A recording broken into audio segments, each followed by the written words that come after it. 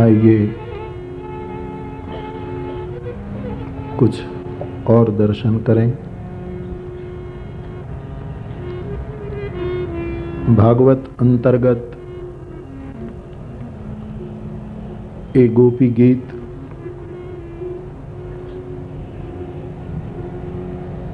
न जाने कितनी ही समस्याओं का प्रत्युत्तर देती है साधकों को।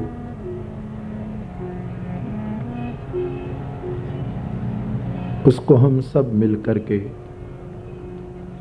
गाएं और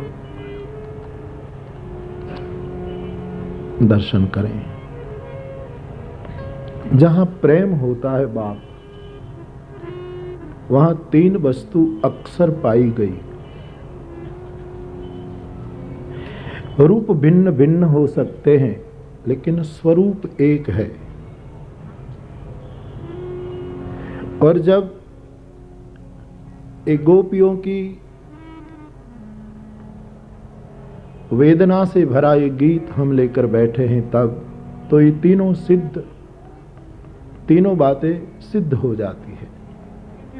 जहां प्रेम होगा,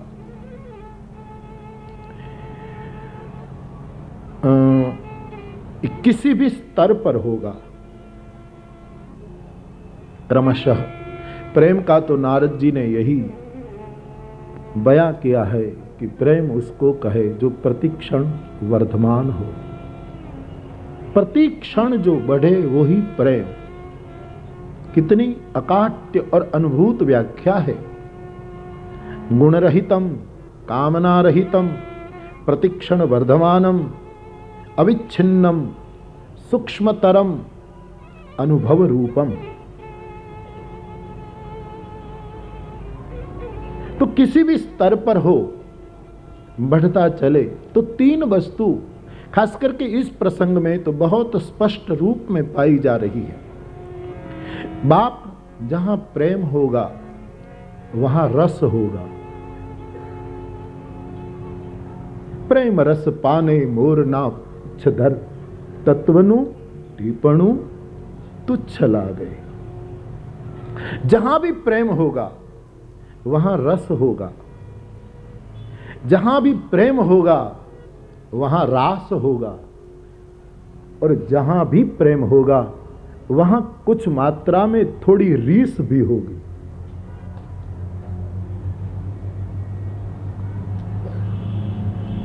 थोड़ी शिकायतें, थोड़ी रीस, थोड़ा न बोलना आदि रीस भाव भी प्रेम में स्वीकार्य है।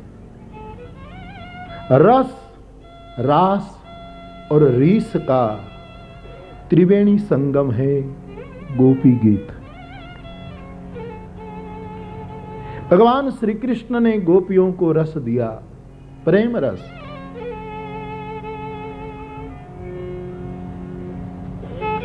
रास में प्रवेश होने ही वाला था, लेकिन गोपियों को थोड़ा मद आ गया, मान आ गया।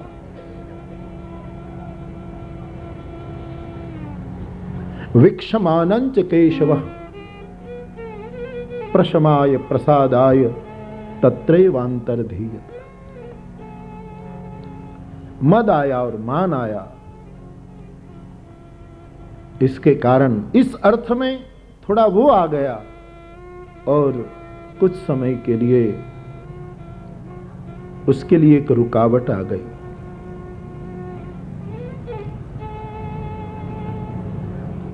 भागवत का एक प्रसंग, रस में सफल होने के लिए, रास में प्रवेश पाने के लिए और रीस से निवृत्त होने के लिए हम सबको प्रेरणा देता है।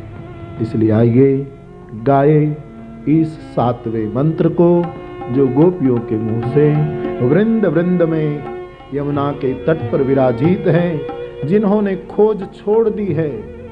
भले ही कहा ज्ञानियों ने कि जिन खोजा तिन पाई, गहरे पानी पेट, लेकिन गोपियों ने जगत को मार्गदर्शन दिया कि खोजने से कहाँ मिलता है। मिलता भी है तो कुछ कदम के निशान मिल जाता है। वो स्वयं कहाँ मिलता है, वो तो मिलता है जब कोई ठहर जाता है, जब कोई स्थित हो जाता है, अर्जुन के रथ की बागडोर संभाले हुए भी, इतना सन्निकट होते हुए भी अर्जुन को कृष्ण, जब अर्जुन चल रहा था तर्कों में, बुद्धि के प्रवाह में, न जाने अनगणित प्रश्नों में वो गति कर रहा था, तब तक कृष्ण कहां समझ में आया। समझ में तो तभी आया जब अर्जुन को कहना पड़ा, स्थितोस्मि गत संदेह, रुक गया। अध्यात्म में रुक जाना होता है, खोजने से कहां मिलता है। मिल जाए तो कोई आपत्ति नहीं है, कोई आलोचना नहीं है, कैसे भी मिल जाए, लेकिन गोपियों को खोजने से नहीं मिला। वृंद वृंद में एकत्रित हो गई और फिर वो सजल नेत्र गाने लगी। उसी क्रम में प्रणत देहि नाम पाप कर्षम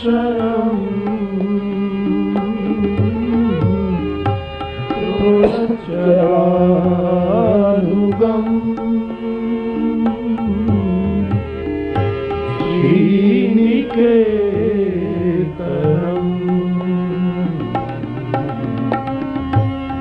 फणिफणार्पितम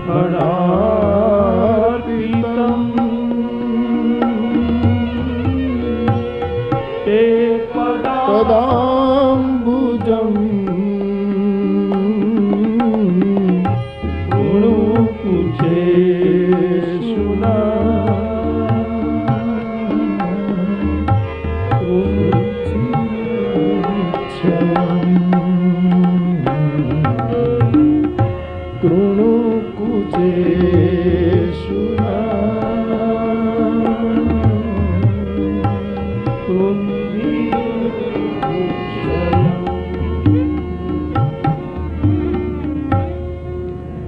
शरणागतों के समस्त पापों को नष्ट करने वाले आपके चरणारविंद है।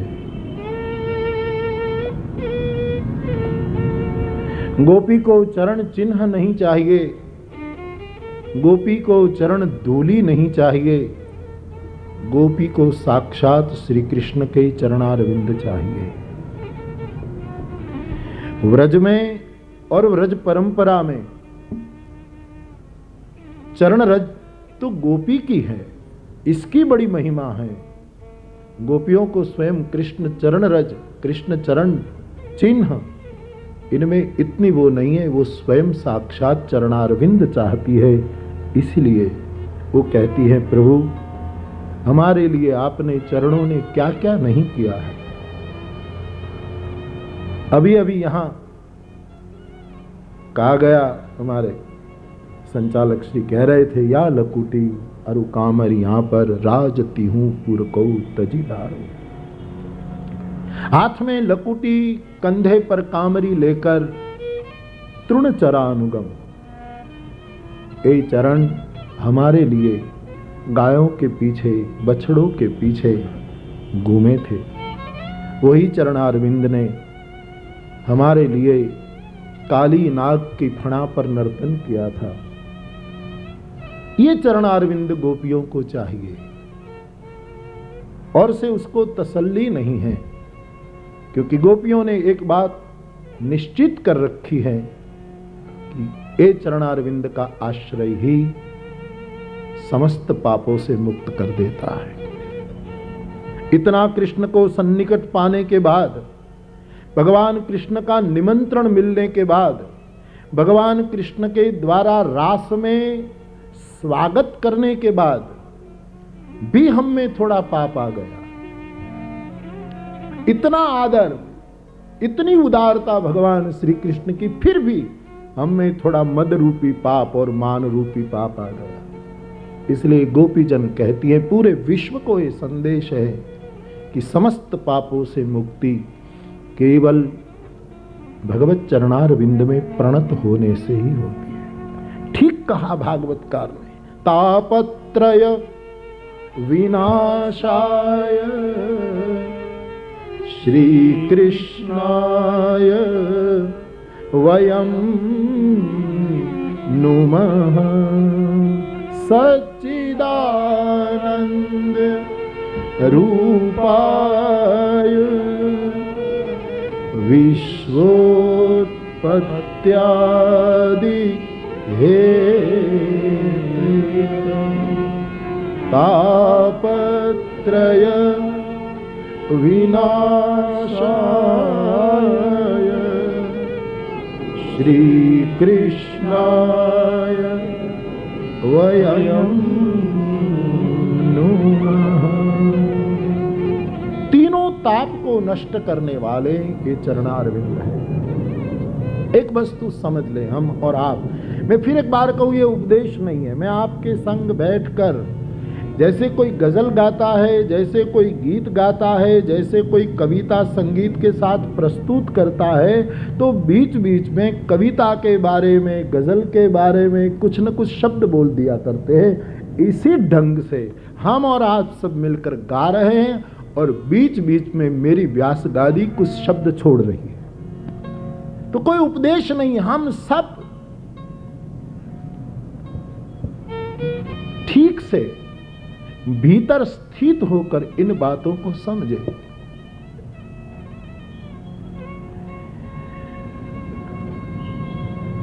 हमारे सबकी समझ, ये तापत्रय विनाश है, आदि भौतिक, आदि दैविक, आध्यात्मिक, आदि त्रिताप की चर्चा है। बहुत गहन शब्द है, बहुत बड़े भारी शब्द है।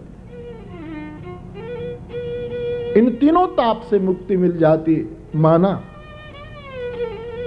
लेकिन भागवत जी में एक और 3 की भी त्रिवेणी बताई है, जो इससे छूट जाती है, इससे हमको मुक्ति मिलती है, और जो हमारे जीवन में रोज समझ में आता है। ऐसी बात श्रीमद् भागवत जी ने कही। आचार्यों ने तो कहा है, भागवता नाम पुराणम भागवत पुराणम। एक कृष्ण का पुराण नहीं है, भागवता नाम पुराणम। कृष्ण के जो वैष्णव है, कृष्ण के जो भक्त है, कृष्ण के जो प्रेमी है, इन प्रेमियों का ये पुराण है, कृष्ण का पुराण नहीं है। ये कृष्ण का कोई पुराण नहीं हो सकता। उसका पुराण हो सकता तो भगवान वेद को, भगवती श्रुति को नेति शब्द नहीं बोलना पड़ता। ये तो भक्तों का पुराण है, गोपियों का पुराण है, आश्रितों का पुराण है, जो शरणागत हुए भागवतों का पुराण है। ऐसा भी आचार्यों ने कहा है। तो 3 और बात, कृष्ण ही परम पुरुष, उसका मोह मिटेगा, उसका भय मिटेगा। कितनी कितनी घटनाओं के शोक ने हमको पकड़ा है। छोड़ो, और जब तक कथा में है तब तक तो छूट जाता है। आश्रय होने के बाद भविष्य का भय भी छूट जाता है, वर्तमान का मोह भी क्रमशः कम होता है। जो भी आज्ञा दे वो बिना सोचे आज्ञा का पालन करे, वो प्रणत। तिलक माला धारण करे, वो प्रणत। कथा कहे घंटों तक, वो प्रणत। सुने कई कथाएं, वो प्रणत। माला लेकर जप करे, वो प्रणत। नित्य यज्ञ करे, वो प्रणत। बहुत से विभाग में आप उसकी चर्चा कर सकते हैं। लेकिन जब भागवत जी की ही चर्चा चल रही है और गोपीजन, तो फिर कोई फिक्र नहीं, तो फिर कोई चिंता नहीं।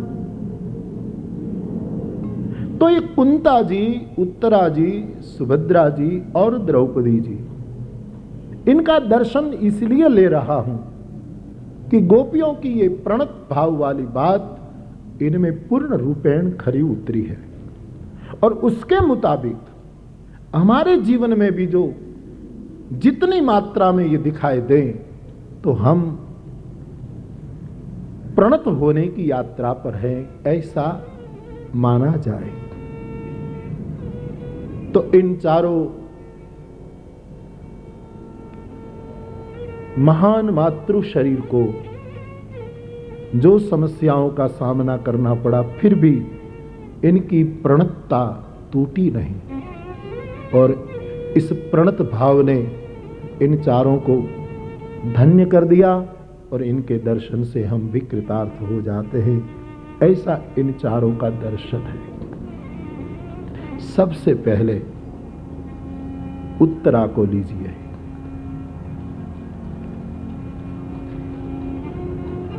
संतान बीजम कुरु पांडवानाम, भागवत जी में लिखा है, अश्वस्थामा ने निर्णय कर लिया कि पांडव और कुरु का जो अंतिम बीज है उसको नष्ट कर दिया जाए। इनके कुल में कोई न बचे, समस्त पांडव कुरु वंश का नाश हो जाए। इसलिए अश्वस्थामा ने बहुत बड़ा घातकी निर्णय लिया और इतना बड़ा घातकी निर्णय आपके सामने दुर्योधन की छवि महाभारत के माध्यम से और ग्रंथों के माध्यम से है, लेकिन मैं निमंत्रण दूंगा कि भागवत जी में आप पाठ में भी देख लीजिए। उत्तरा के साथ और द्रौपदी के साथ अश्वस्थामा ने जो एक बहुत घातकी निर्णय किया है, उसके बारे में दुर्योधन जैसा द्वेषी व्यक्ति भी जरा सिर धुना कर मना करता है कि नहीं, ये ठीक नहीं हो रहा है। दुर्योधन ये बोले, मुझे बड़ी अच्छी बात लगती है। तो पहले उत्तरा जी का दर्शन करें, कितनी प्रणत थी वो। प्रसंग में और न जाऊं, केवल प्रणत शब्द की व्याख्या लेनी है गोपियों के शब्द में, इसलिए इनका दर्शन मेरी व्यास गादी को अनिवार्य लग रहा है, इसलिए इसका दर्शन करें। आप सब प्रसंग से परिचित हैं। ब्रह्मास्त्र छोड़ दिया अश्वस्थामा ने और स्वयं परीक्षित बोले हैं। अश्वस्थामा का इरादा एकमात्र था सुखदेव जी। सुखदेव जी को परीक्षित ने कहा है, इसी कुल की मुझे ज्यादा कथा सुनाओ। ऐसा कहकर परीक्षित कहते हैं कि मेरे समस्त कुल को नष्ट करना चाहते थे अश्वस्थामा। ब्रह्मास्त्र छूटा और इनकी प्रणत दशा आप देखिए।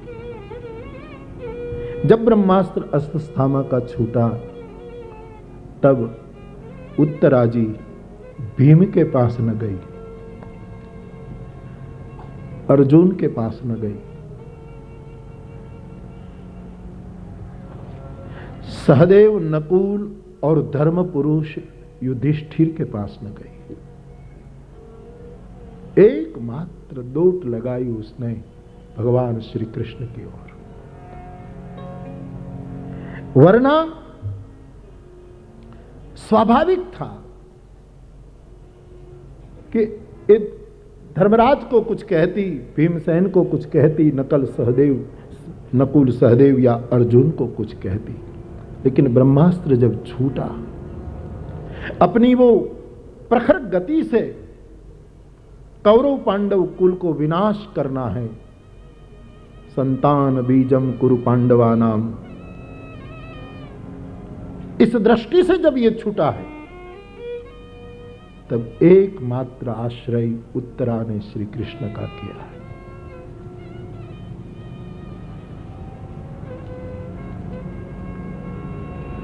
भगवान की गर्भस्तुतियों तो बहुत लोगों ने की है। भगवान कई लोगों के ग्रह में प्रकट हुए हैं। भगवान देव की कौशल्या आदि के गर्भ में रहे भी हैं, लेकिन गर्भ में किसी को दर्शन दिया हो ऐसा एकमात्र प्रसंग है, और वो परीक्षित को ये सम्मान प्राप्त हुआ है। कौशल्या के गर्भ में हरि थे, लेकिन कौशल्या को गर्भ में दर्शन नहीं हुए। दर्शन तो भय प्रगट कृपाला। जब उसके प्रासाद में राम जी प्रकट हुए तभी दर्शन हुए, देवकी के गर्भ में। लेकिन गर्भ में परमात्मा का दर्शन हुआ हो ऐसा प्रसंग तो एकमात्र उत्तरा का गर्भ है। जुगोप कुक्षिम, परीक्षित कहते हैं मेरी मां के गर्भ में मुझे बचाने के लिए भगवान श्री हरि चक्र लेकर प्रवेश कर गए थे। हाथ में चक्र धारण करके भगवान श्री कृष्ण मेरी मां के गर्भ में प्रवेश कर चुके थे।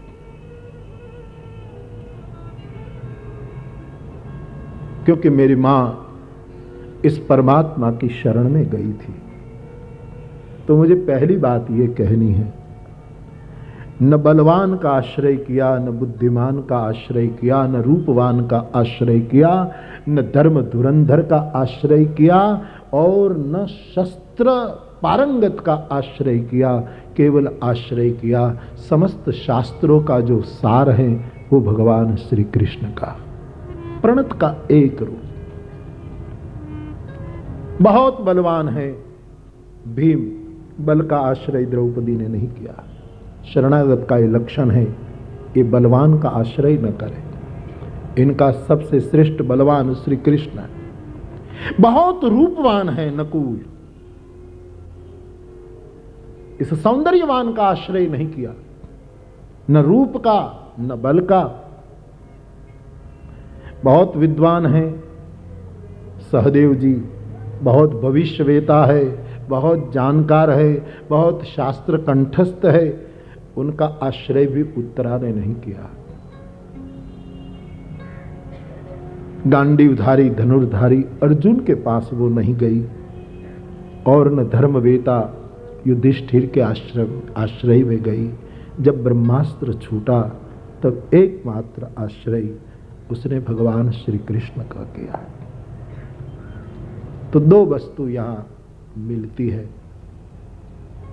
इन पांचों वस्तु को छोड़कर हमारे परिवार में इतना बल, हमारे भाई भतीजों में इतना बल, हमारे समाज में हमारे रिश्तेदार इतने बुद्धिमान हैं, हमारे शरीर समाज में परिवार में कोई कुरूप नहीं है, हम बहुत पूजा पाठ करते हैं, धर्मावलंबी हैं, हम ये सभी बातों की शरणागति छोड़कर केवल इन सभी बातों का जो सार है उस परम परमात्मा की शरणागति उत्तरा ने की। और हम सब जानते हैं पांडव का ये बीज सलामत रह गया और उसके कारण, इस परीक्षित के कारण हमको श्रीमद् भागवत जी का वरदान प्राप्त हुआ। तो उत्तरा में था एक ही व्यक्ति का दृढ़ाश्रय।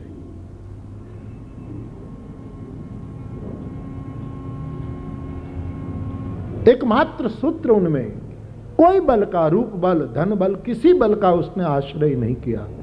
और वो जब संकट की क्षण में केवल एक प्रभु की शरण में गई तो परमात्मा ने, इस परम सत्ता ने इनके बच्चे, और उसकी बात भी बड़ी अच्छी है, वो गई तब भी कोई शिकायत करती नहीं गई। उत्तरा ने प्रभु को कहा कि मैं मर जाऊं इसकी मुझे कोई चिंता नहीं, क्योंकि अब मेरे जीने का कोई अर्थ नहीं है। मेरे पति को जिस ढंग से मारा गया महाभारत के मैदान में, अब मेरा बचना क्या अर्थ है? जीवित रहकर मैं क्या करूं? गोविंद, मैं मेरे लिए तेरे पास नहीं आई हूं। मेरी मांग, मेरा आश्रय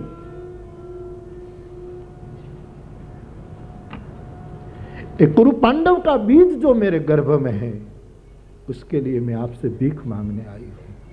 भगवान कृष्ण ने पूछा होगा कि मैं तो उसके पास जाता हूं जो मुझे स्वयं पुकारे, दूसरों की उधार पुकार पर मैं कहीं जाता नहीं। सकृदेव प्रपन्नाय तवा स्मृति च याचते। मुझे कोई एक बार पुकार, लेकिन स्वयं की पुकार हो। भगवान का संकेत था, परीक्षित तो मुझे नहीं बुला रहा है। तब उत्तरा ने कहा था कि बेटा नहीं बुला रहा है, लेकिन बेटे की मां बुला रही है। मैं तो पुकार रही हूं आपको, और आप मेरे लिए नहीं पुत्र के लिए आइए, पुत्र के लिए भी नहीं, धर्म के लिए आइए, धर्म के लिए भी नहीं, अंत में कह देती हैं, हे प्रभु आप स्वयं आपके लिए आइए। यदि इस समय तू नहीं आया तो तुझे कौन भजेगा, तुझे कौन पुकारेगा, कौन कहेगा कि श्री कृष्णाय वयम नुमः। यदि तूने मुझे इस ताप से मुक्त नहीं किया और मेरे इस पांडव वंश को तूने नहीं बचाया तो तुझे कौन भजेगा। इस बात पर वो दौड़ती है और शरणम गताया, श्रीमद् भागवत जी में लिखा है। ये सब सुखदेव जी यानी परीक्षित के मुख से कुछ बातें जो उसने स्वयं कही, वो सब दशम स्कंद में है, ये आगे के प्रकरण में नहीं है।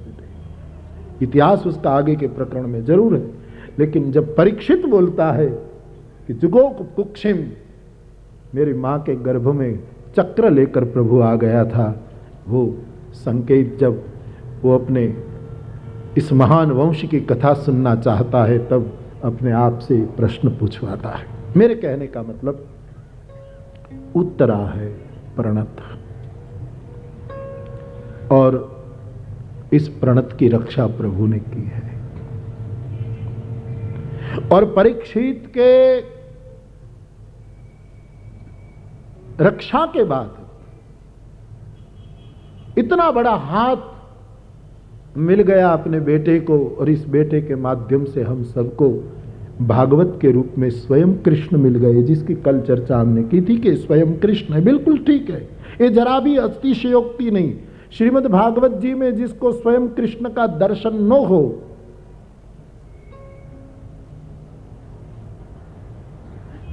वो कहां है वो कहना मुश्किल है। ये साक्षात भगवान श्री कृष्ण है, इसमें कोई शंका नहीं। तिरोधाय प्रविष्टोयम श्रीमद् भागवताम, ये भागवत रूपी समुद्र में मैं प्रवेश कर चुका हूं, ऐसा इन खुद की बात है। तो एक प्रणत है श्रीमद् भागवत जी की उत्तरा, जिसके गर्भ की रक्षा उनकी शरणागति के कारण, परीक्षित शरणागत नहीं हुआ था, उनकी मां शरणागत हुई थी।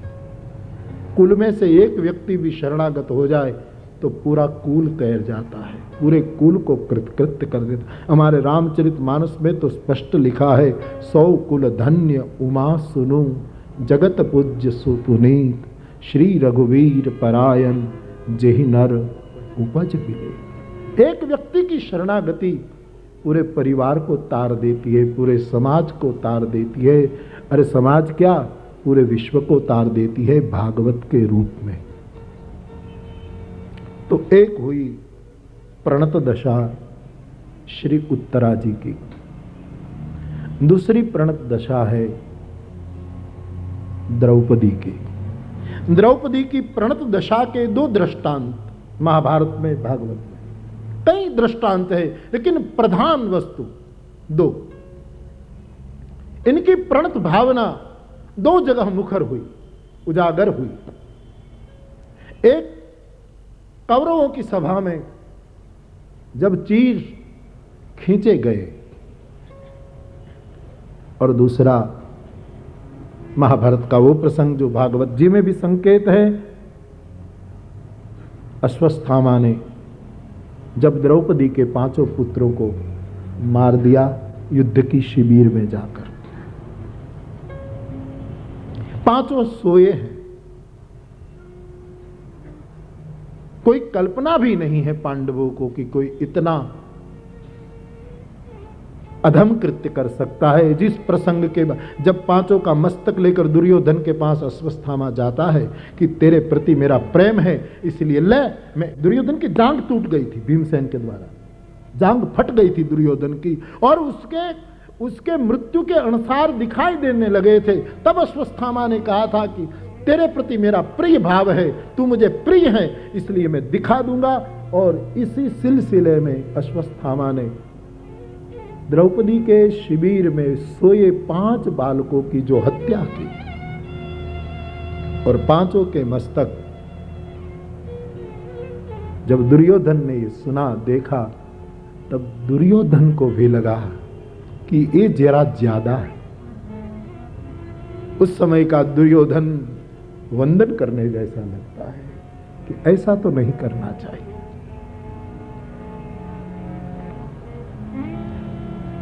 बिल्कुल घन घटा लग गई हो, बिल्कुल अंधेरा छा गया हो, कभी कभी उसमें भी कोई किरण प्रकट हो जाती है, बिजली कौंध जाती है। वैसे दुर्योधन के जीवन में एक घटना इनके प्रति आदर प्रदान कर देती है। दुर्योधन वैसे उसको कई दृष्टि से देखना पड़ेगा। एकम सद्विप्रा बहुधा वदन्ति।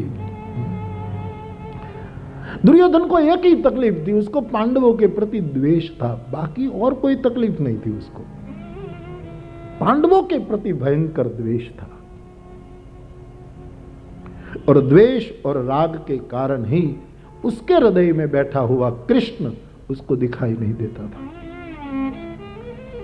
हृदय में परमात्मा सबके बैठा है और हम सबको भी नहीं दिखाई देता। इसका एकमात्र कारण है हमारे हृदय। जैसे आप कोई सभा में बैठे हो ना, तो कोई एकदम जिसमें विवेक नहीं, शिस्त नहीं, वो धड़ करके बीच में आएगा, कूदेगा, और जगह न हो तो भी बैठे। सज्जन आदमी विवेकी होगा ना तो थोड़ा हट जाएगा, कोई दूसरा आएगा तो और हट जाएगा। आप सभाओं में देखिए, महफिलों में देखिए,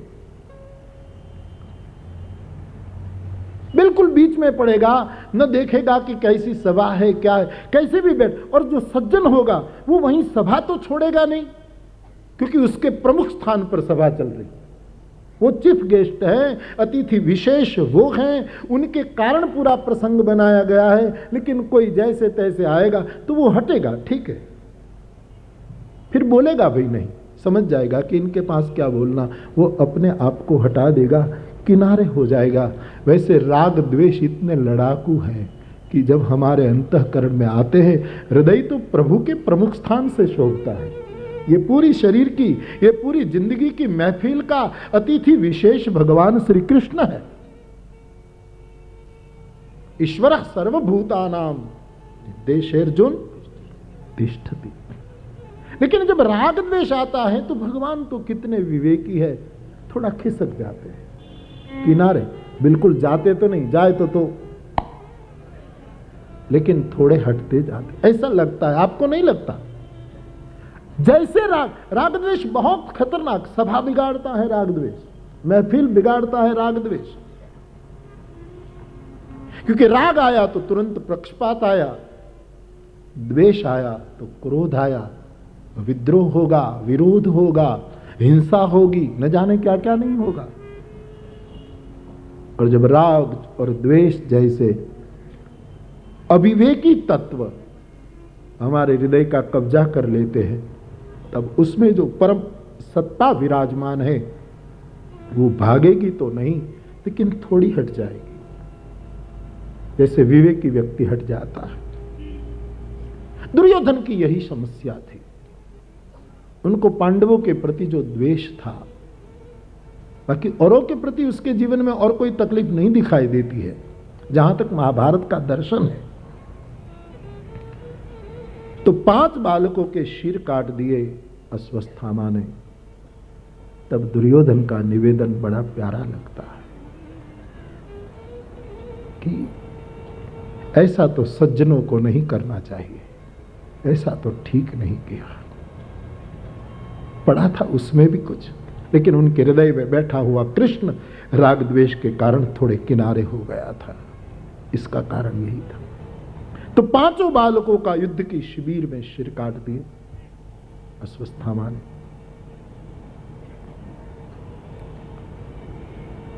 एक मां की क्या दशा हुई होगी वो शब्दों में वर्णन करना मुश्किल है।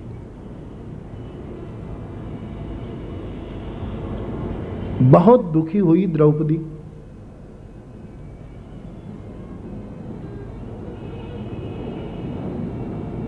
इस प्रसंग के कुछ भाव मैंने परम तपस्वी ऋषि कृष्ण शंकर दादाजी से, जब मैं भागवत सुन रहा, जब मौका मिलता था तो मैंने सुना था। मैंने कई बार कथाओं में भी ये प्रसाद बांटा है, मैं फिर स्मरण कर लूं कि इस प्रसंग की कथा चल रही थी तब कहा गया था व्यासपीठ से कि द्रौपदी ने भगवान श्री कृष्ण के सामने जब पुत्रों की हत्या के बाद देखा तो नेत्र डबडबा गए।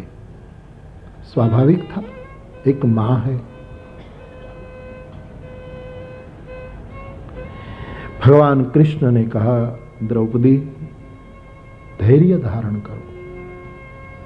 वीरों की मां रोए ना, तो वीरों की मां है, वीर की पत्नी है, वीर की पुत्रवधू है। तेरे कुल में दोनों पक्ष कितने महान हैं, सोच तू।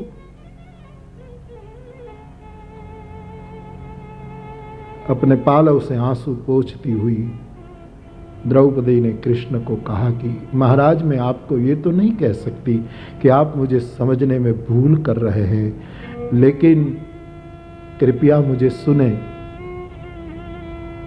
बोलो।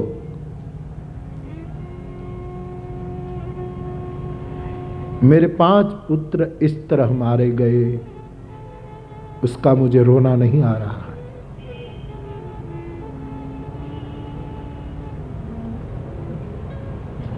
तुम कृष्ण हो, मैं कृष्णा हूं। सुख दुख को समान करना सीखी हूं। 3 वस्तु द्रौपदी से सीखने जैसी है। एक पुकार, दूसरी करुणा और तीसरी समबुद्धि। मैं प्रार्थना करूंगा आपको द्रौपदी से जीवन से 3 वस्तु ग्रहण करो। भगवान श्री कृष्ण ने कहा कि तो आप क्या कहना चाहती? व्यथित तो दिखाई देती हैं, घटना ऐसी घटी, कोई भी व्यथित हो जाए देवी, लेकिन बाप तू वीर की मां है।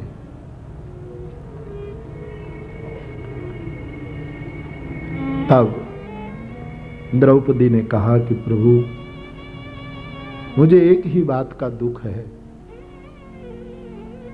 मेरे पुत्रों को मारना ही था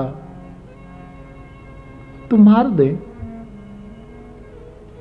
कोई मां नहीं चाहती कि उनके बेटे मर जाए, लेकिन हर मां ये जानती तो जरूर है कि कभी न कभी सबको मरना है।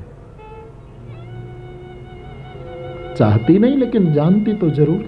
हां, तो महाराज मारना था तो मार दे, लेकिन मेरी एक ही वेदना है कि मेरे पुत्रों को मारना था तो कम से कम जगाकर मारना था। इनको सोए सोए क्यों मार दिया? भगवान ने पूछा, क्या क्या फर्क पड़ता, जगाकर मार देते, सोए सोए मार दिया, क्या फायदा होता तुझे? बोले, एक फायदा होता कि यदि मेरे पुत्रों को ललकार कर उसको जगा करके मारते ना, तो मेरे जागे हुए पुत्र, मैंने उसको दूध पिलाते पिलाते सिखाया था, वो जब जाग जाते और उसी समय मारते तो वो कृष्ण नाम लेते लेते मरते। आज बिना कृष्ण नाम लिए वो मर गए। यही मेरे जीवन की करुणा है। नमन है शत शत इस द्रौपदी के चरणों में। अपने पुत्रों के मृत्यु के बाद जिसका ये दर्शन है, और कितनी पते की बात है कि कृष्ण नाम के बिना मेरे पुत्र मरे हैं। कम से कम जगाते तो हे गोविंद, हे गोपाल, हे कृष्ण कहकर मरते ना, तो मुझे एक धन्यता होती कि पुत्रवती जुगती जग सोई, लेकिन ऐसे ही मार दी। अर्जुन बहुत कुपित हो गए। और आप प्रसंग जानते हैं, तुरंत रथ तैयार किया गया, सारथीपना श्री कृष्ण ने उठाया और बड़ी तीव्र गति से रथ को अश्वत्थामा के पीछे भगाया गया है, और आखिर में अश्वत्थामा को पकड़ लिया गया, रथ के पीछे बांध दिया है। भूमि पर वो घिसटता जा रहा है और द्रौपदी के सामने उसको उपस्थित कर दिया।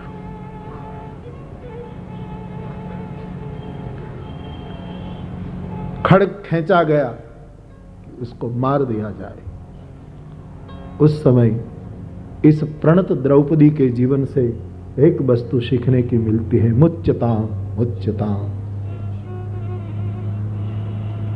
जब देखा कि अश्वत्थामा को मारने की बात आई, अपने आंसू को पोंछकर उसी द्रौपदी ने कहा था कि छोड़ दो, छोड़ दो। ये ब्राह्मण है, एक गुरु पुत्र है, और गुरु का पुत्र गुरु के बराबर है। अर्जुन के सामने देखकर द्रौपदी ने कहा कि आप भूल गए जिनके चरणों में बैठकर तुमने विद्या प्राप्त की, उनका ये बेटा है, छोड़ो उसको, छोड़ दो उसको। यहां करुणा प्रकट हो रही है। एक प्रणत द्रौपदी के जीवन की एक करुणा सीखने जैसी है, और दूसरी समता, समबुद्धि इसी प्रसंग में द्रौपदी के जीवन में दिखाई देती है, क्योंकि द्रौपदी ने कहा कि आप उसको मार दोगे तो आप सोचिए इनकी मां की दशा भी मेरे जैसी होगी, और पुत्र के वियोग में मां की क्या स्थिति होती है वो मैं अनुभव कर रही हूं, और उनकी मां की भी यही दशा आपको करनी है, इसलिए मुच्यता, उसको छोड़ दो। भीमसेन से छोड़कर सब द्रौपदी के पक्ष में आ जाते हैं। भीमसेन ने कहा कि नहीं, उसको मार देना ही चाहिए, उसको बचाना नहीं चाहिए, लेकिन बाकी सब के सब द्रौपदी की करुणा और समानता के पक्ष में खड़े रह जाते हैं, और आखिर में बीच वाला मार्ग निकाला गया है कि अश्वत्थामा का वो जो शिर का मणि उठा लिया जाता है, और शिरछेद जैसा ही वो। तो द्रौपदी का एक प्रसंग जिसमें प्रणत द्रौपदी की करुणा और समबुद्धि का दर्शन होता है, दोनों से इनकी समानता, इनकी माता की क्या दशा होगी उसका स्मरण करके जो समबुद्धि उसमें दिखाई देती, वो समानता और इनकी करुणा अद्भुत है। व्यास गादी को कहना है, प्रणत वो है जिसमें ऐसी करुणा हो और जिसमें ऐसी समता हो।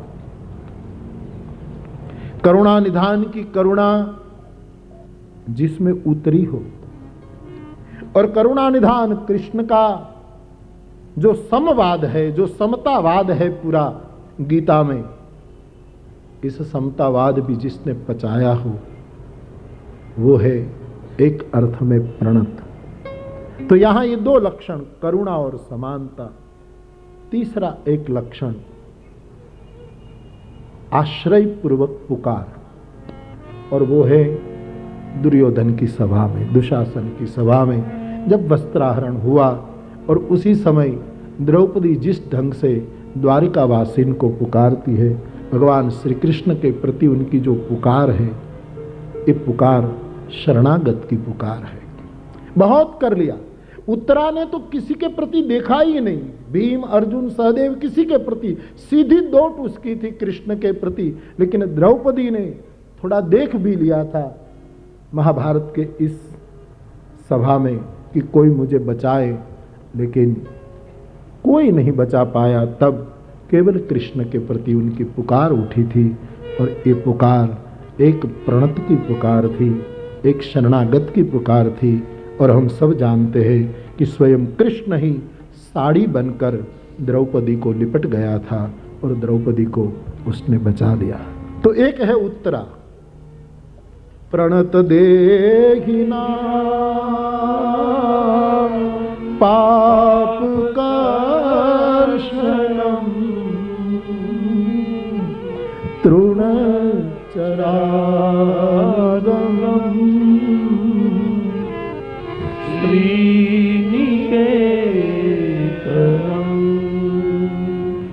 तो जो शरणागत है प्रभु, इनके समस्त पाप, इनकी सभी चिंताएं तू हर लेता है, इसके रूप में द्रौपदी दिखाई देती है। और भगवान के नाम का जब पुकार करना है तब कोई भी अवस्था में कर सकते हैं। कई लोग पूछते हैं ना, हम भगवान का नाम ऐसी स्थिति में ले, खासकर माताएं अशुद्ध स्थिति में, द्रौपदी का एक अद्भुत दृष्टांत सबके सामने है कि कृष्ण नाम के पुकार के समय तुम्हारी कैसी भी स्त्री पुरुष कोई भी की कोई भी अवस्था हो बाधक नहीं है। लोग कहते हैं कि हम ऐसी स्थिति में हो, माताएं अशुद्ध स्थिति में हो अपने शारीरिक मुश्किलों के कारण, तो क्या हरि नाम ले सकते हैं? नहीं, कभी भी ले सकते हैं। पुकार में कहीं भी प्रतिबंध नहीं। पुकार सभी संप्रदायों का संप्रदाय है। दुनिया में जितने संप्रदाय हैं इनका सिरमौर संप्रदाय होगा पुकार। किसी भी भाव से उनको पुकारा जाए, सबसे श्रेष्ठ पुकार। हाँ, आप जप करें, आप और करें तो विधि विधान लगेगा। मेरे पास एक जिज्ञासा भी है, इसके अनुबंध में इसकी भी चर्चा कर दूं। पूछा है एक भाई ने, बापू निम्नलिखित श्लोक गुरु गीता का है, समझ में नहीं आ रहा है, इसलिए आपकी व्यासगादी उसका कुछ वो कहे। उसने गुरु गीता का श्लोक लिखा है, वस्त्रासने च दारिद्र्यम पाषाणे रोग संभव मेदिन्या दुखमाप्नोति काष्ठे भवति निष्फलम। लिखा है कि क्या जप करने से भी हानि होती है?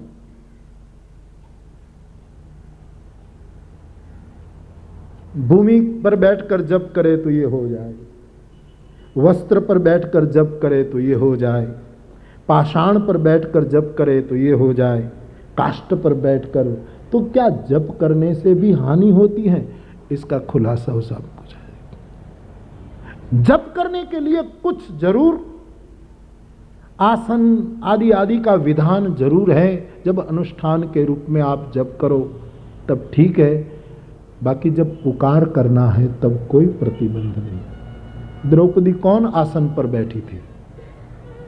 खड़ी थी, स्थिर भी नहीं थी, घूम रही थी, साड़ी खींची जा रही थी, दशा अशुद्ध थी, कुछ ऐसे वस्त्रों में थी, ऐसी दशा में उसको खींच कर लाए गए हैं।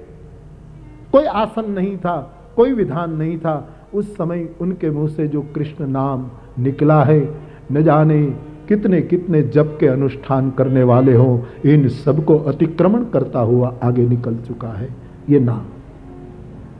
तो जप की परंपरा में ये सब,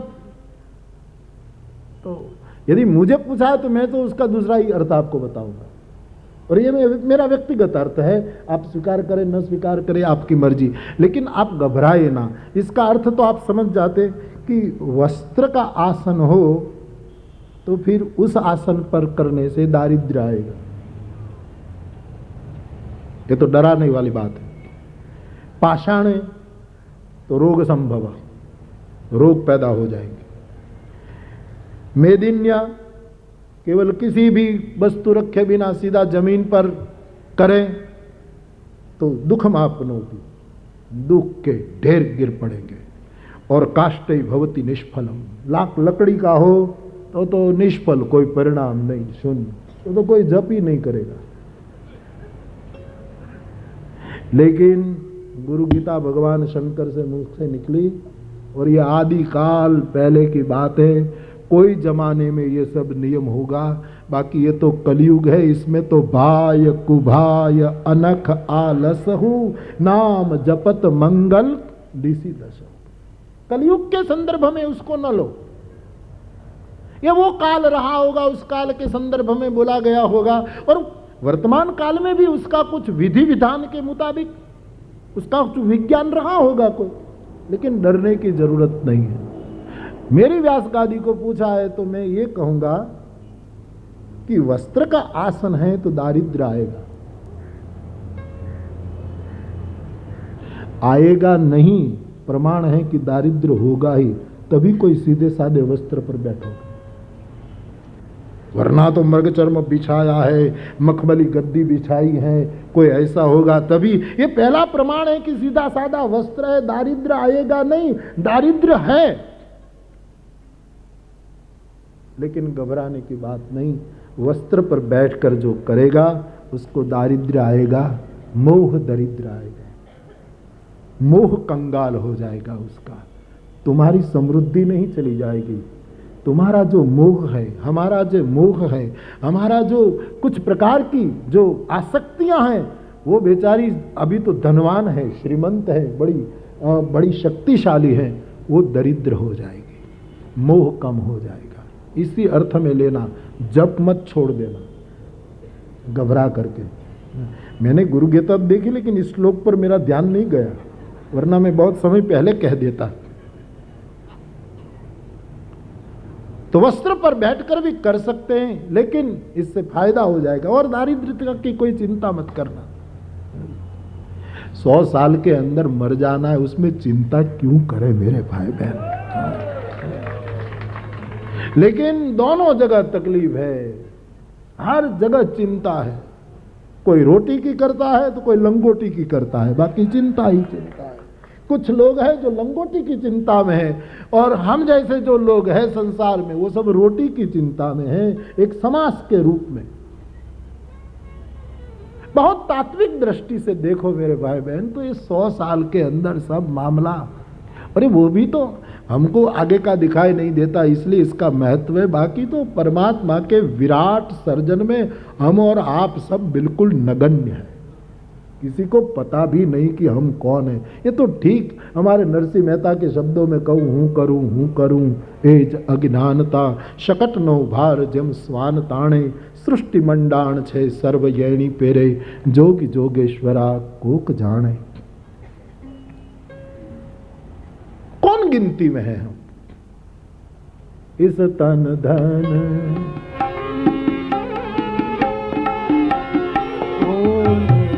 बड़ाई,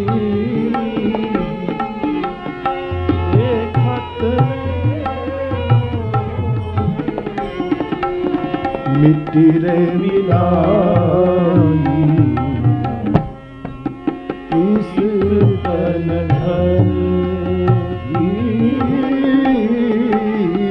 इस तन धन कौन बड़ाई, कौन बड़ाई, देखत ने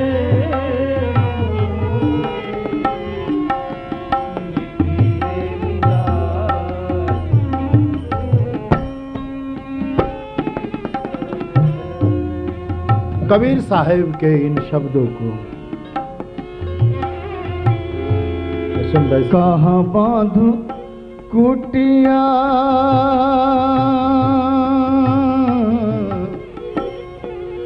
कहाँ हरियो,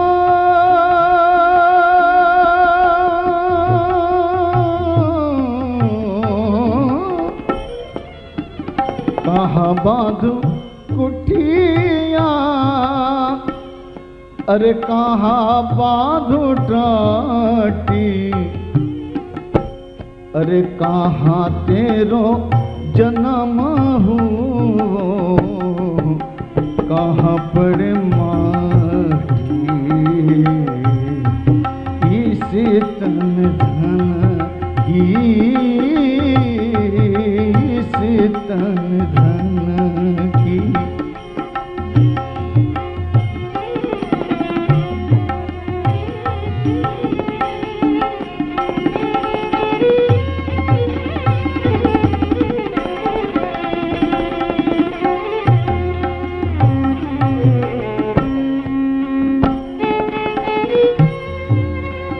कहत कबीरा, अरे सुनो मेरी मुनिया, कहे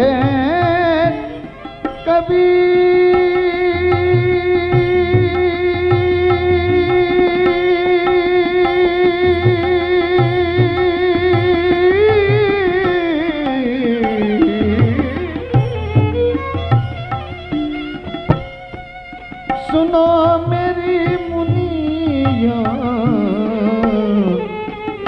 आप मुए पीछे डूब गई दुनिया, इस तन धन की, तन धन की अब कौन बड़ाई, कौन बड़ाई। देखत नैनों में मिट्टियाँ मिलाई, इस तन धन की। एमे तक पास होई उत्तम अभ्यास होई, एमे तक पास होई उत्तम अभ्यास होई। खास होई सूजन सपूत खानदान का, कर्नल कप्तान हो जत्रल जुआन हो, फौज की कमान हो तोरन तूफान का। ऐसे इजने रहो मापगिरी में रहो, कलाबों तेर हो वाकिफ कुरान का। सुखद स्वभाव हो दिल दरियाव हो, लेकिन पिंगल बचाव यंत्र बने नहीं प्राण का। पिंगल बचाव यंत्र बने नहीं। विराट की गिनती में हम बिल्कुल नगण्य हैं। हमारे रामचरितमानस के एक बहुत बड़े संपादक, रामचरित और या तो गीता प्रेस के वो बहुत वो हनुमान प्रसाद जी पोद्दार जी, उसके जीवन में मैंने पढ़ा कि सुना एक संत से कि वो बड़ौदा आए थे और महाराजा सयाजीराव, तो महाराजा जो बड़ौदा के नरेश उस समय के वर्तमान, उनकी कोठी में उनके महल में उसको निवास दिया था। तो फिर महाराजा के सब दीवान आदि आदि बड़े बड़े लोगों को महाराजा ने बुलाया कि एक महात्मा, एक उनका सत्संग हो। तो महाराजा के महल में सब एकत्रित हुए और फिर प्रार्थना की कि आप कुछ सत्संग करवाएं, कुछ बोले। तो कहा कि भाई क्या बोले, कुछ बोलने की तो जरूरत नहीं है, क्या बोले। लेकिन सब ने बहुत कहा कि आपके कारण सब एकत्रित हुए, आपका नाम सब जानते हैं, आप कुछ बोलिए और आप जो भी कहेंगे हमारे लिए बहुत बड़ी प्रेरणा, हमारे लिए बड़ा संबल प्राप्त हो जाएगा। तो 2-3 बार तो बात हटाई कि न बोलना, कहो तो अच्छी बात, मेरी आदत नहीं। बोले नहीं, कुछ तो कहो। फिर मैंने सुना कि उसने कहा कि तो सुनिए, मैं शास्त्रों की सेवा करते हुए, ग्रंथों की सेवा करते हुए इस आध्यात्मिक साहित्य के प्रचार प्रसार में पूरे देश में घूमा हूं। लेकिन पूरे देश में मैं सराहना करने के लिए नहीं कह रहा हूं। उसने कहा वडोदरा महाराज को कि उसमें गुजरात बहुत सुंदर है।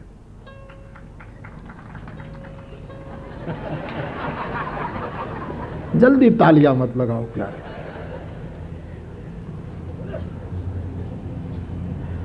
तो सब सुन रहे हैं कि बस मंगलाचरण ही ऐसे किया उसने, गुजरात बहुत सुंदर है। फिर कहा कि गुजरात में भी कई शहरों में मैं घूमा हूं, भावनगर, राजकोट, जामनगर, नवसारी, सूरत।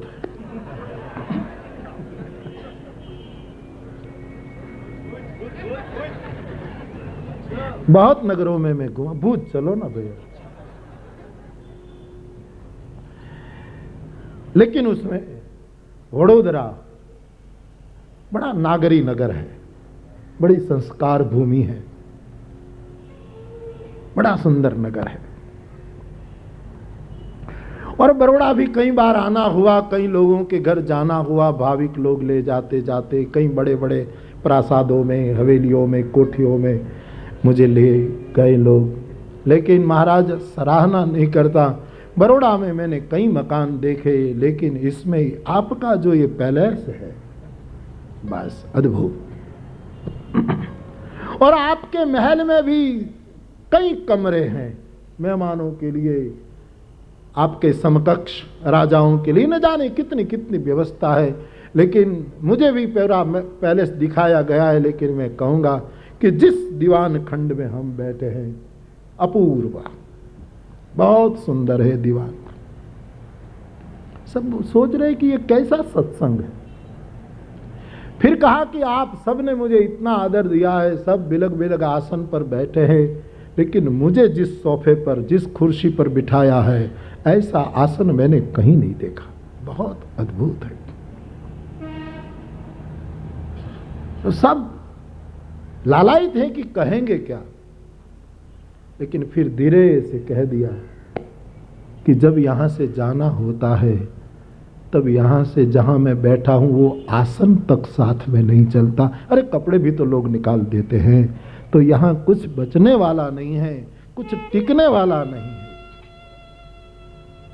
इस विराट की रचना में ये पूरा अस्तित्व एक रास ही है, ऐसा समझ लो। इसमें सभी भक्त गोपियां हैं और भक्तों की जिसमें श्रद्धा है वो ही कृष्ण है। परमात्मा श्री कृष्ण जो भगवान है वो भगवान है। हम सब उसको भजने वाले सभी गोपियां हैं और ये पूरा अस्तित्व एक रास है।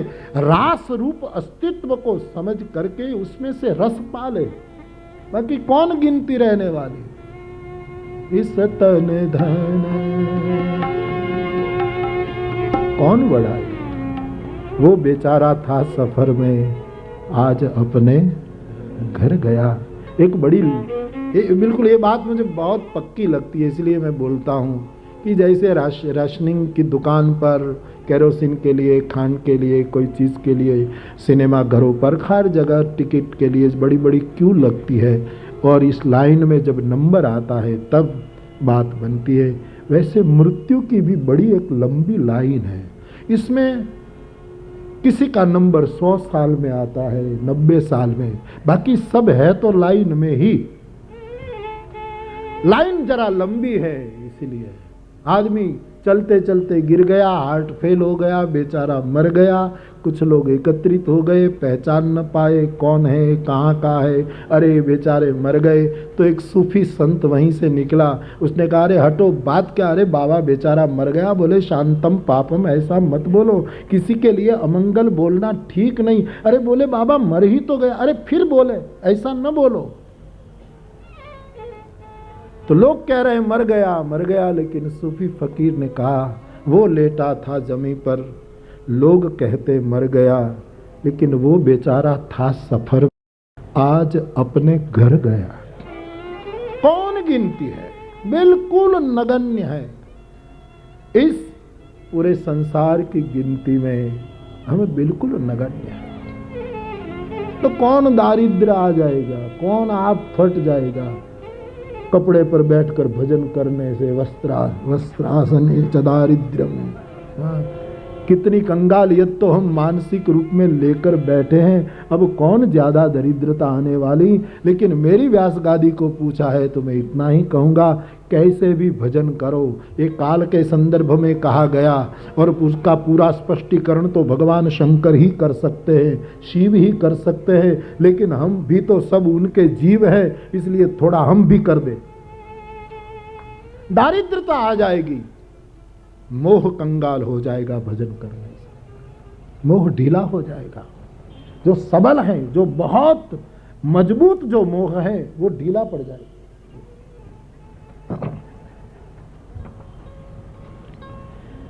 वस्त्राचनेच दारिद्र्यम। तो इस प्रकार की कंगालियत आ जाएगी। दूसरे अर्थ में कहूं तो भजन करने वाले में रंकपना आ जाएगा, रंक भाव आ जाएगा। मैं 2 बात दोहरा रहता हूं, फिर यहां भी दोहराऊं। राष्ट्र समृद्ध रहना चाहिए सदैव, लेकिन राष्ट्र के रहने वाली व्यक्ति स्वभाव से रंक होनी चाहिए। और रंक इसलिए कि किसी का दुख देखकर पिघल जाए, किसी की पीड़ा देखकर रो पड़े, ऐसा रंक स्वभाव का व्यक्ति होना चाहिए। इस प्रकार का भजन करने वाले कितने रंक होते हैं। गुजराती साहित्य नहीं, गुजरात में सौराष्ट्र सौराष्ट्र में बिल्कुल देहाती साहित्य में एक महिला हुई गंगा सती, जिसकी भजन की परंपरा पर लोग पीएचडी होते हैं। उसने कहा है जिसको भजन करना है उसको करवी एने राख थईने रेवूने मेलवू अंतरनु अभिमान। जिसको भजन करना है उसका स्वभाव रंक होगा। नरसिंह मेहता को कितनी गालियां पड़ी, नरसिंह मेहता का कितना विरोध हुआ, नरसिंह मेहता पर कितनी ब्योछारें हुई, लेकिन उनका रंक स्वभाव देखिए, समर्थ होते हुए उसका बहुत प्यारा जवाब था। ए वारे हमें ये वारे तमे कहो छो वળી તે વારે ભક્તિ કરતા જો ભ્રષ્ટ થઈશું તો પછી એકલા કરીશું દામોદરની સેવા રે એ વારે અમે એ વારે આમે મને નરસિંહ में तो વધારે પણ હું રોજ આવું છું। દરવાજો નરસિંહ द्वार है ना, इसलिए मुझे ज्यादा स्मरण रहता है नरसिंह द्वार से। एवा रे અમે એવા રે તમે કહો છો વળી તેવા રે ભક્તિ કરતા જો ભ્રષ્ટ થઈશું તો કરીશું દામોદરની सेवा। बहुत लोगों ने क्या क्या किया था नरसिंह पर, लेकिन जवाब देखिए, ये स्वभाव की मस्ती। ये लोग श्रीमंत है, ये लोग धनी है, ये लोग भीतर की संपदा लिए हुए हैं।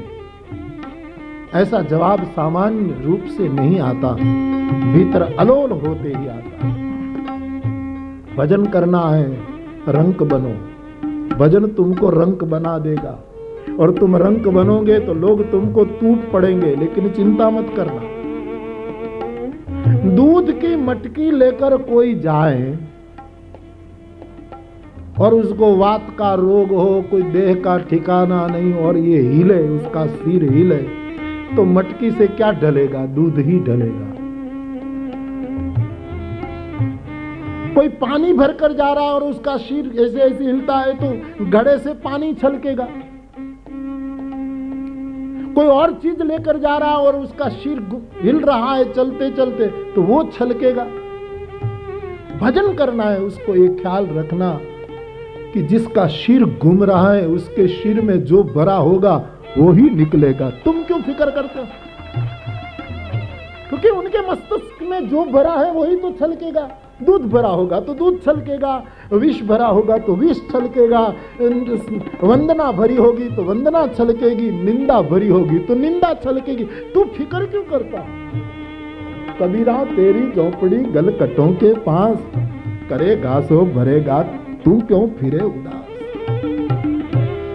भक्ति रे करवी तेने रात रहीने रेवू पानवाए मेलवू अंतरनु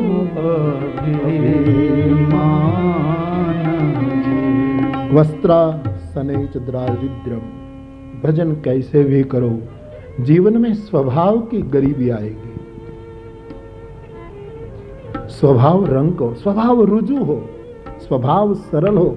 मेरे गोस्वामी जी तो इस पर बहुत बल देते हैं।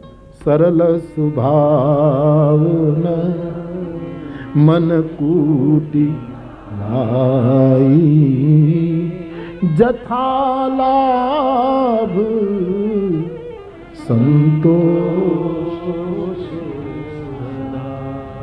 कोई भी वस्तु तुमको कोई दे वो तुमको लाभ ही तो है ना, कुछ दिया गया है ना आपको।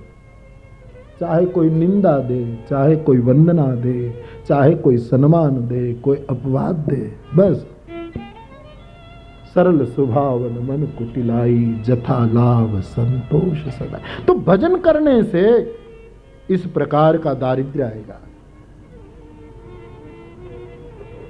घबराओ नहीं, इसलिए मेरी व्यास गादी इस अर्थ में आपको लिए चलती है।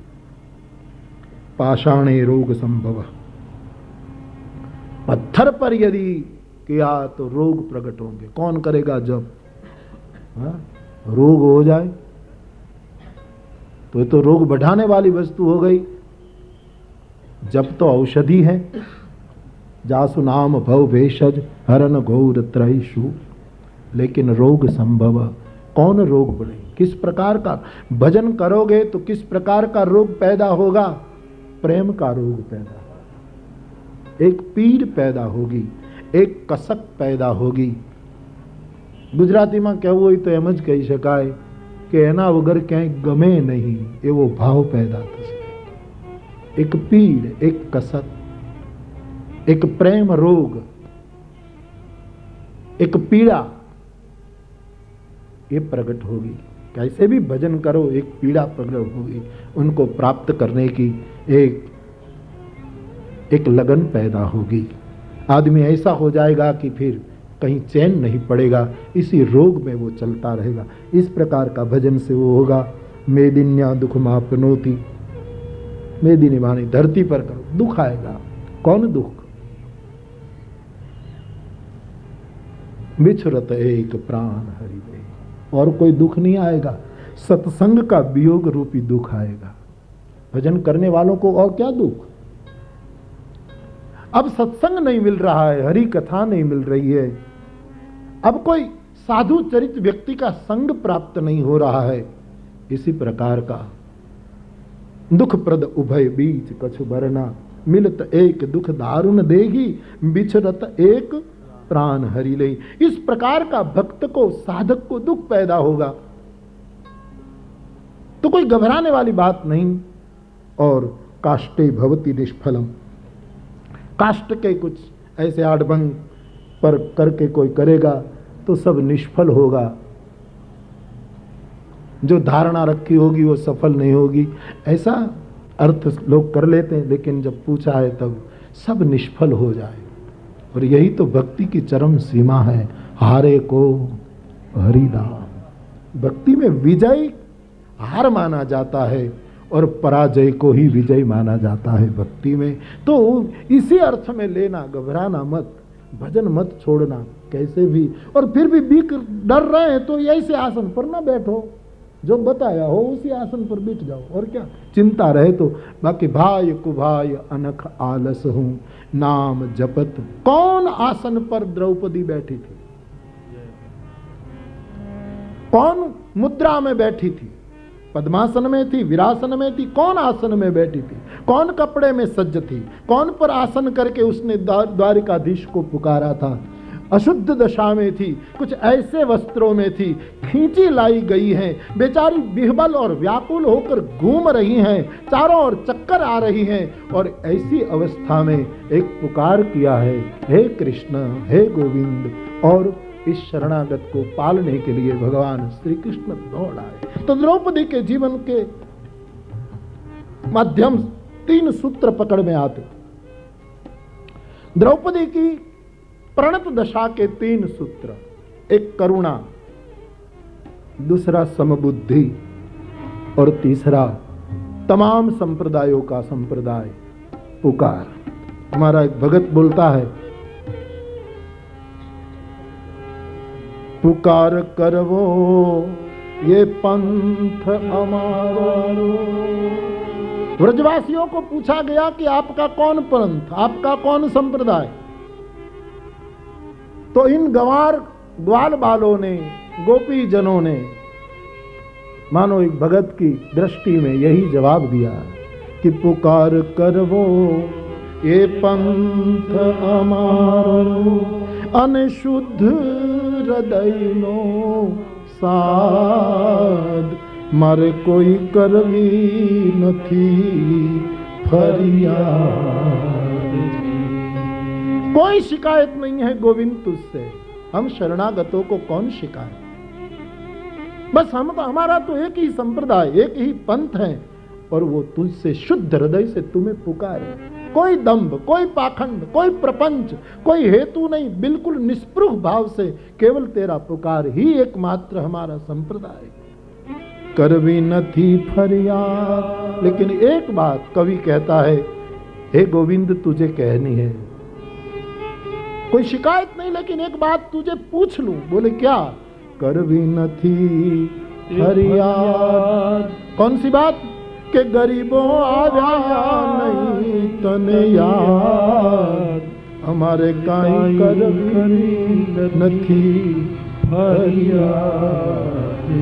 क्योंकि हम कुछ नहीं जानते। पुकार करवो ये पंथ हमारो, अने शुद्ध हृदय नो साथ, हमारे कोई करवी नहीं फरियाद। कैसे भी भजो, कैसे भी जपो।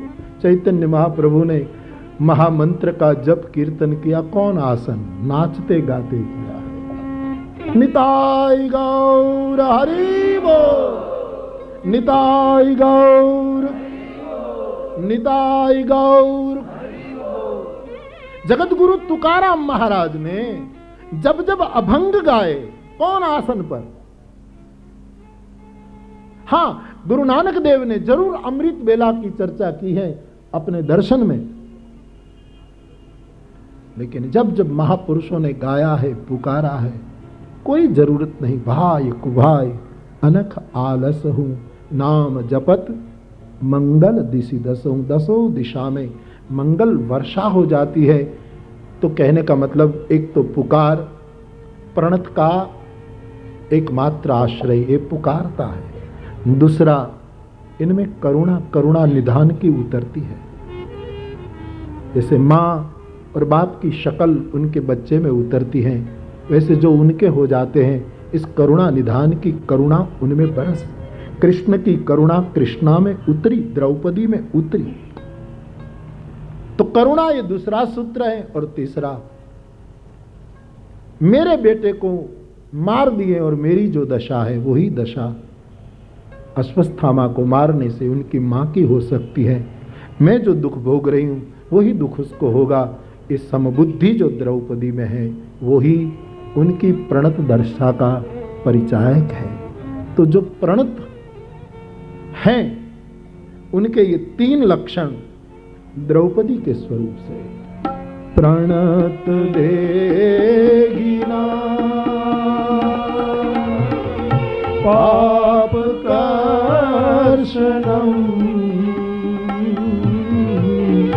तृणचरानुगम,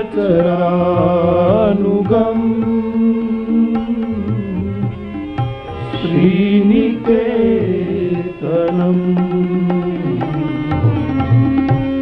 फणिफणार्पितम,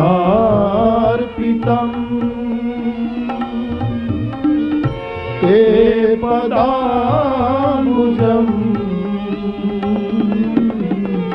कृणुचेषुनः,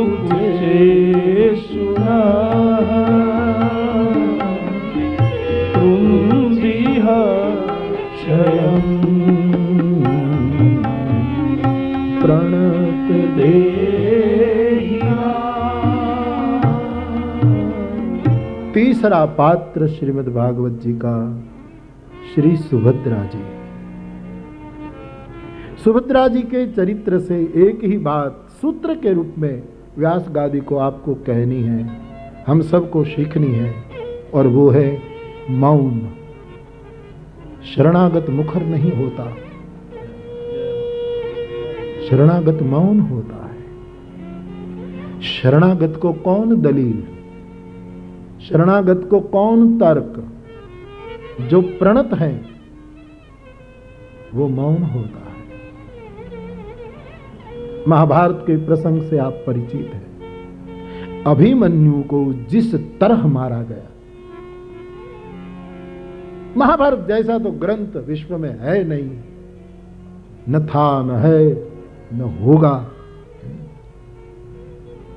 दुनिया में जहां भी कुछ दिखाई देता है, भारतीय मनीषियों ने कहा व्यास का सब उच्छिष्ट है, व्यास की ही सब देन है। जिस तरह अभिमन्यु को छल करके मारा गया, जो दुर्ग युद्ध, कोठा युद्ध जो बताया गया महाभारत का, बड़ी अद्भुत कथा है।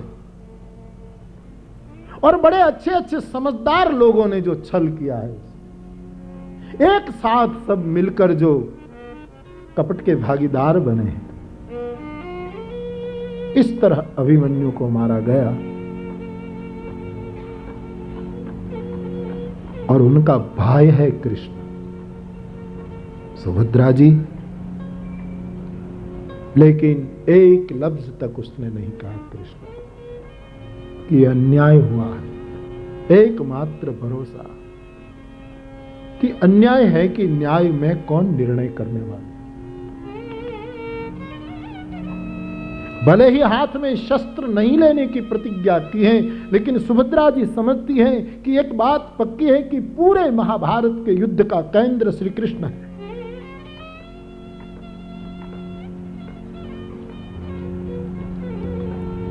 और वो धारते तो रोक सकते, वो चाहते तो जरूर कुछ दूसरा परिणाम ला सकते, लेकिन वो चुप है। मैं क्यों बोलूं? इस्लाम धर्म में कि कहीं एक मौलवी मुझे मिलने आए, कुछ एक महीना शायद हुआ मुझे मिलने आए, तो बड़ी अच्छी बात कर रहे थे कि इस्लाम धर्म के एक कोई बड़े महापुरुष जा रहे थे और उनके 50 शिष्य इधर चल रहे थे, 50 शिष्य उधर चल रहे थे, सभी संघ में थे और मध्य में उनके ये पैगंबर जो उनके महापुरुष थे वो चल रहे थे। होता है ऐसा कि एक व्यक्ति एकदम शराब पीकर या तो कैसे भी अपनी ऐसी दशा में आता है और इस महापुरुष को गालियां बकने लगा जाहिर में, रास्ते पर। इतनी अभद्र गालियां दी उसने, प्रहार करने पर तुल गया, शायद मार देगा। इस तरफ 50 लोग चल रहे थे, उस तरफ 50 लोग, ये 100 लोग इनके शिष्य थे, शागिर्द थे।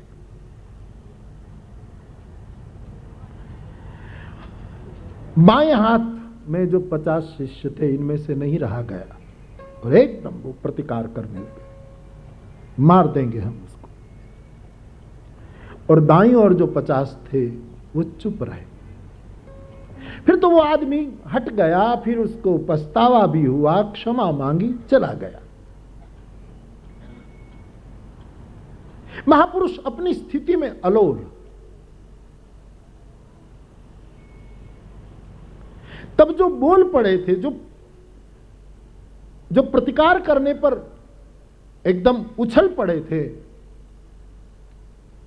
उसने अपने इस महापुरुष को प्रश्न किया कि बाबा, आप कह सकते हैं कि आपकी दाईं ओर भी 50, बाईं ओर भी 50, आपका अपमान हो रहा तो हम बोल पड़े और ये नहीं बोले, तो आप कुछ प्रमाण दे सकते हैं कि इसमें ज्यादा मार्क्स किसको मिला, कम किसको मिला? तो मौलवी मुझे बता रहे थे कि उस समय उसके धर्मगुरु ने कहा कि आपको 50% मार्क्स मिले हैं और ये जो मेरी दाईं ओर चल रहे हैं उसको 100% मार्क्स मिल रहे हैं। बोले कैसे? हमने प्रतिकार किया, हमने ये किया और इसको इतना। बोले इनको पूछिए। तो इन 50 ने उसको पूछा कि आप क्यों नहीं बोले, हम तो बोल पड़े, आप क्यों नहीं बोले?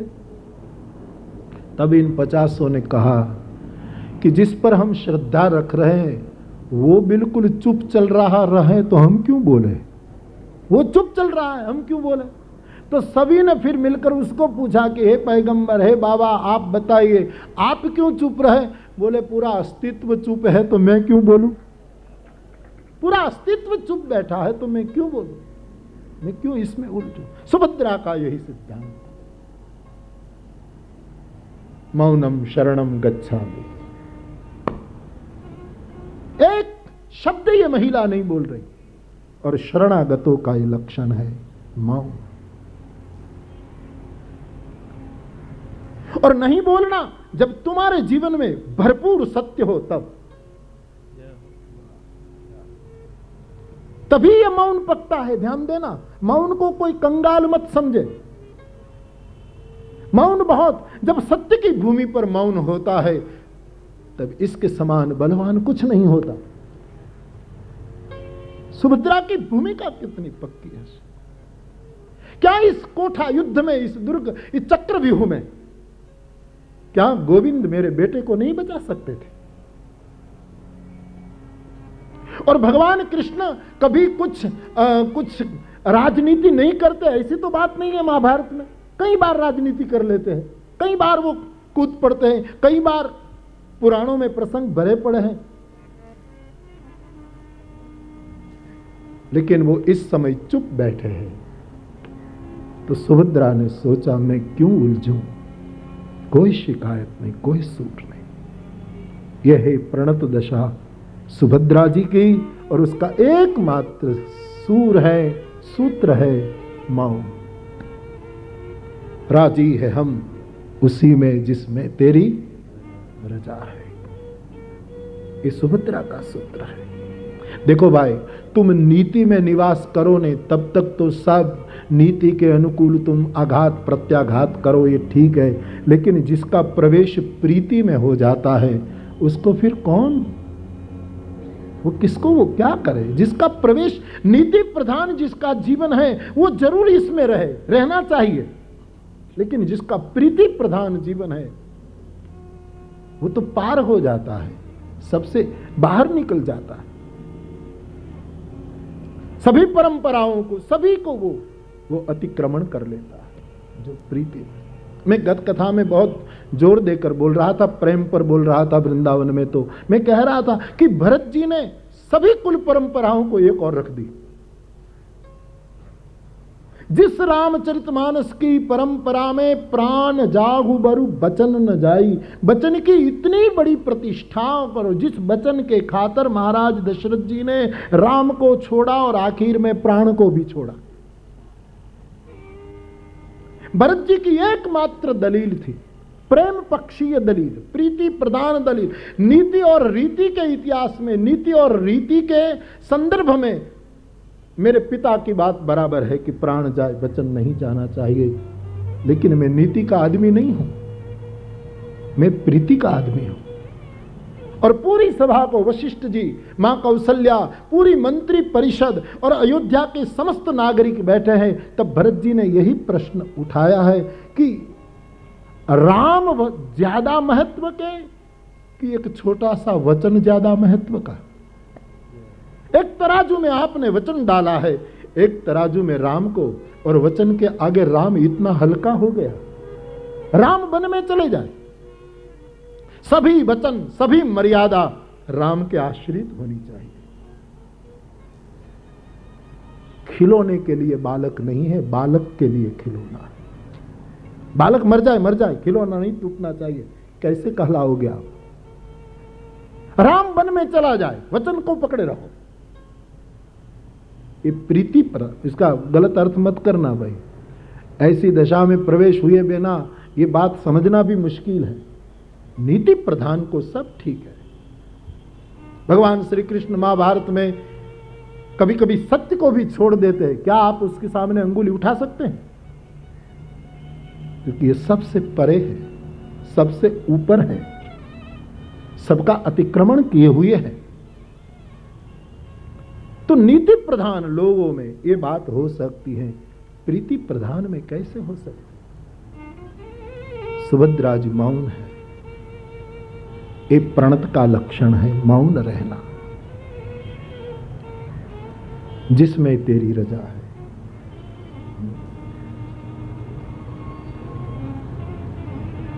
चौथा प्रणत का दृष्टांत मां कुंती। कुंता जी चौथा दृष्टांत है भागवत जी की धरा पर। ये प्रणत है कुंता जी। भगवान श्री कृष्ण जब जा रहे हैं और फिर कुंता मां को जब मिलते हैं, तब जिसकी प्रणत भावना ऐसी होगी वही। दुनिया भर में संत लोग तो कहते हैं कि ऐसा मांगने वाले कौन निकले हैं? विपदः संतुनः शश्व तत्र तत्र जगत गुरु। हे गोविंद, आप जा रहे हैं तो कुंता एक ही भीख मांग रही है, और वो ये कि हमारे जीवन के आगे के पंथ में पहाड़ पहाड़ जैसे दुख आते रहे, हमारे मार्ग में बाधाएं आती रहे। भगवान कृष्ण भी हिल गए। आप क्या मांग रही हैं? बोले हां गोविंद, सदैव विपदा हमको प्राप्त हो।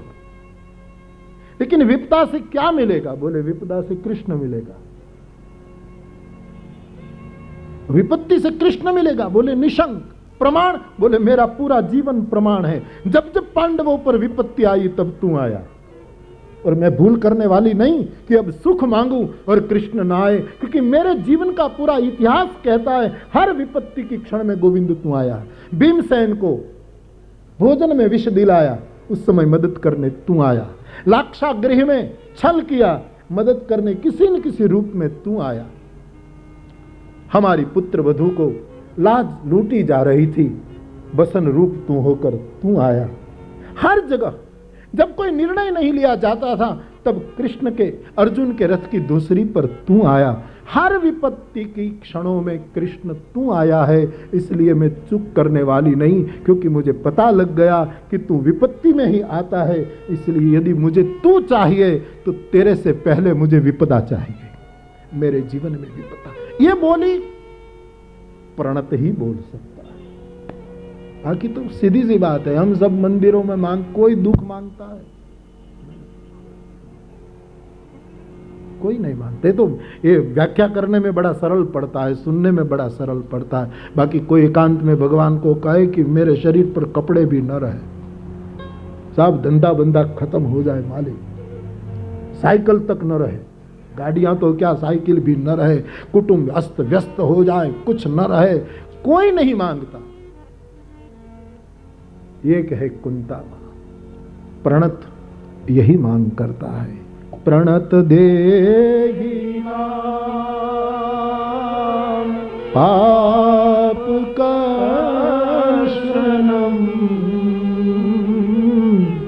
तृण चरागमम श्रीनिकेतनम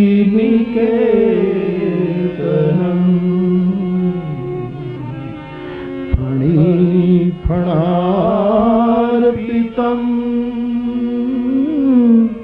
ते पदाम्बुजम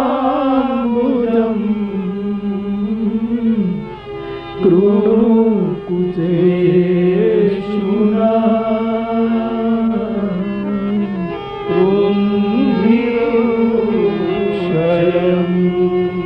तो हे प्रभु, तू कहीं छिप गया है।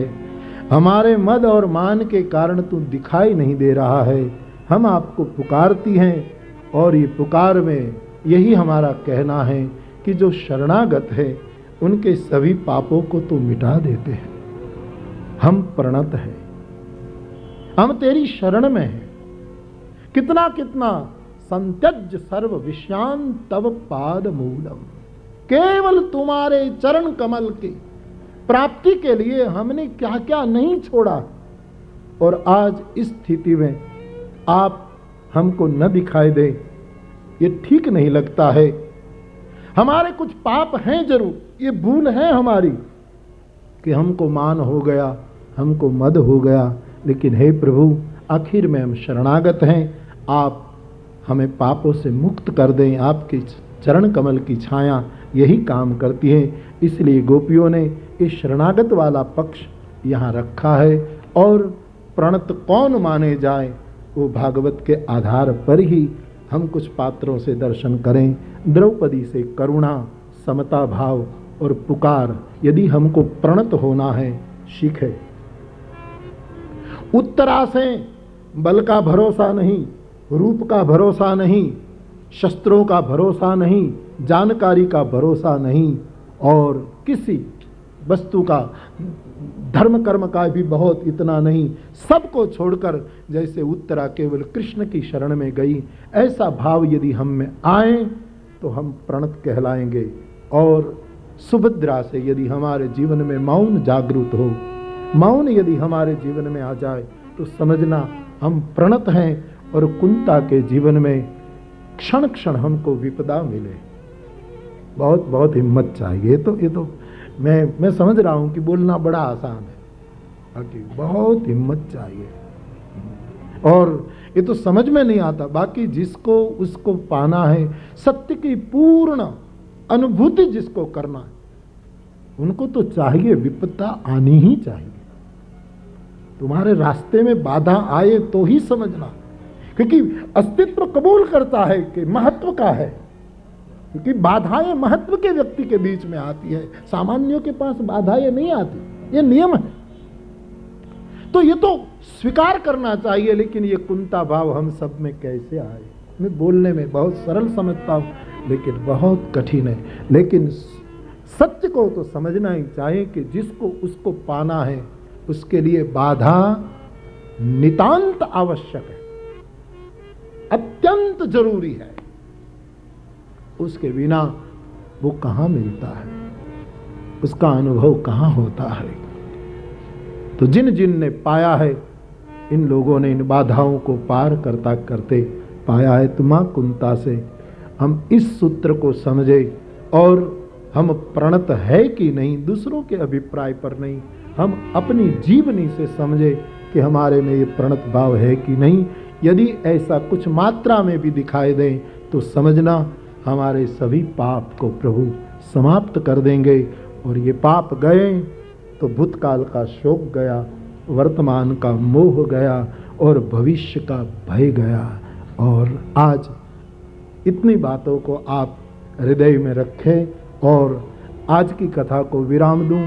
कृपया सबको फिर निमंत्रण है व्यास गादी का कि 5 मिनट के अंदर कीर्तन समाप्त होगा, लेकिन तब तक आप सब कीर्तन में भाग लें, उसको पुकारो भीतर से, भाव से। मैं फिर एक बार स्पष्टता करूं, दबाव नहीं है, जिसको जल्दी है, आवश्यक है, वो जरूर उठकर जा सकते हैं।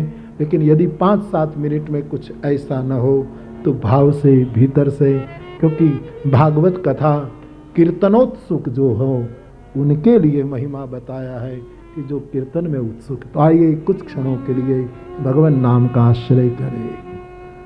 हरि तजी कौन भजिए।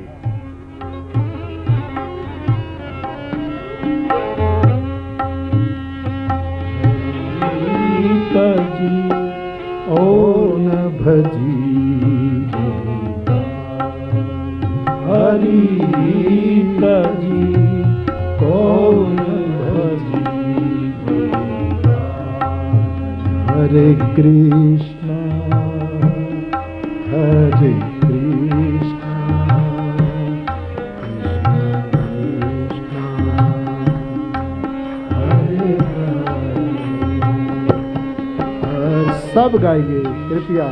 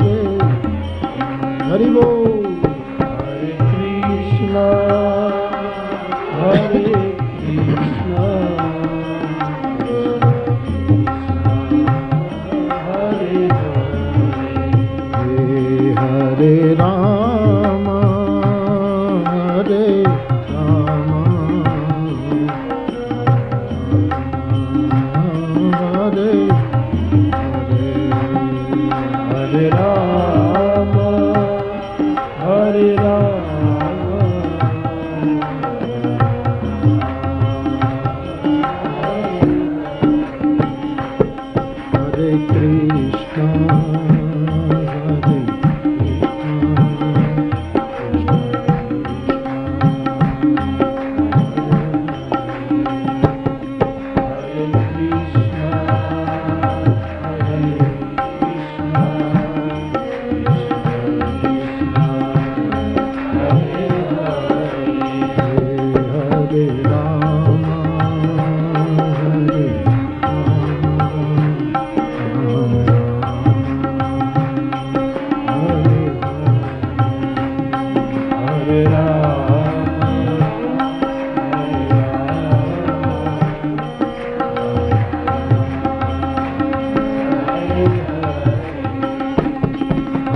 Krishna, Hare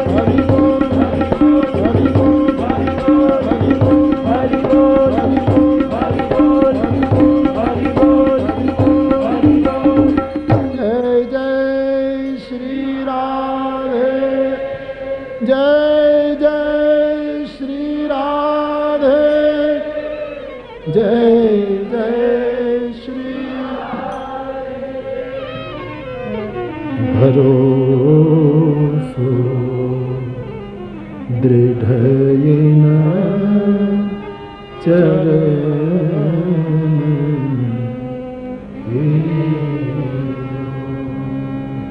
श्रीवल्लभ नख चंद्र छटा बिनु सब जग माही अंधेरो भरोसा दृढ़येन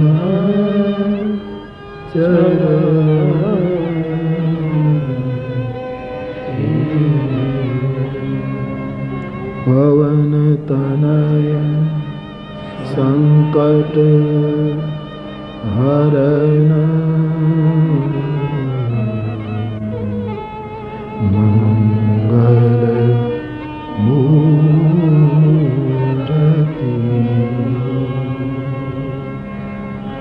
राम लखन सीता सहित हृदय बसहु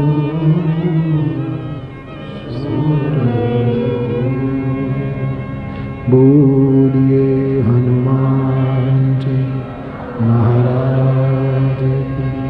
श्री द्वारिकाधीश श्याम सुंदर श्री यमुने महारानी श्री वल्लभाधीश। आज का सत्संग विराम ले रहा है। कल सुबह 9 बजे मैं थोड़ा इधर उधर हो जाऊं, लेकिन 9 बजे फिर आगे बढ़ेंगे भाव और श्रद्धा के साथ। बोलिए रामचंद्र भगवान की जय। श्री बाल कृष्ण भगवान की जय। सद्गुरु भगवान की जय। ओ